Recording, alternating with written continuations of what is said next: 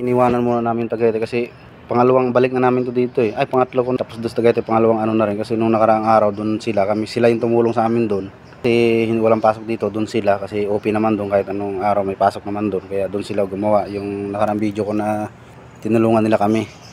Tapos ngayon kami naman tutulong dito kasi gusto na nung may-ari na matapos, kaya tulungan muna namin para matapos.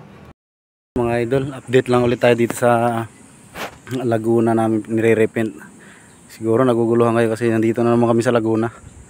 Kaya iniwan muna namin yung Tagaytay kasi dito muna kami magsasama-sama para matapos to. Kasi meron ng gusto na nung may-ari ng bahay na matapos agad. Ayan. May nagpipintura sa bubong, may nagpipintura doon sa baba, ayan oh. Kasi hindi pwedeng tungtungan kasi fiberglass. Kaya naggawa kami ng andam yun na hindi siya matutungtungan. Ayan oh. Ayan.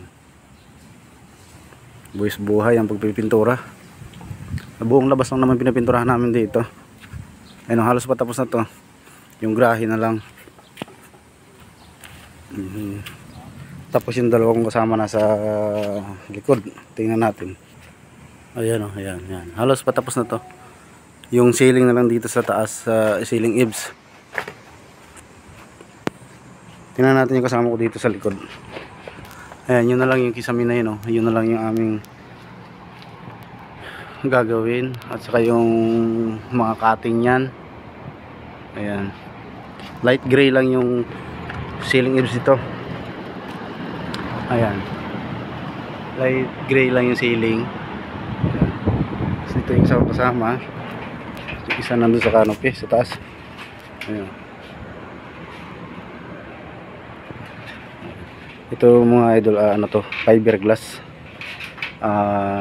spray, inisprayhan yan kasi hindi pwedeng roller spray. Tapos sinisilan yung mga siwang. Ayan o, ayan, halos patapos na yan. Yung grahe na lang, saka yung ceiling na lang talaga.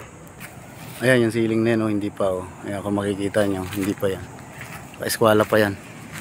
Medyo mataas-taas eh. Ayan, tapos yung isa kong kasama nandun naman sa terrace. Walay-walay kami para may placement. Ayan, siya naman yung tatapos doon sa taas. Yung isa dito sa baba. Kasi isa nasa bubong, yung isa nasa harap. Tapos isa nasa grahe. Medyo may kalakihan lang din talaga na bahay, kaya medyo hindi pa ito yan, hindi pa yan. Yung konkreto lang yung pipinturahan namin, yung bakal hindi na.